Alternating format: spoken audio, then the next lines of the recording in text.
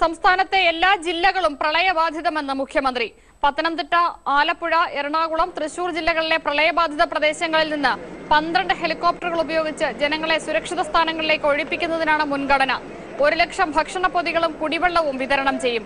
Peringalkuthu dam സുരക്ഷിതമാണെന്നും മുഖ്യമന്ത്രി അറിയിച്ചു. സ്ഥിതി ഗുരുതരമായി തന്നെ തുടരുകയാണ്. 4 ജില്ലകളിലാണ് ഗുരുതരമായ സ്ഥിതിവിശേഷം തുടരുന്നത്. പത്തനംതിട്ട, ആലപ്പുഴ, എറണാകുളം, തൃശ്ശൂർ. ഇവിടെ ആയിരക്കണക്കിന് ആളുകൾ ഒറ്റപ്പെട്ട് കഴിയുന്നുണ്ട് കെട്ടിടങ്ങളുടെ മുകളിലും വീടുകളിലുമൊക്കെ.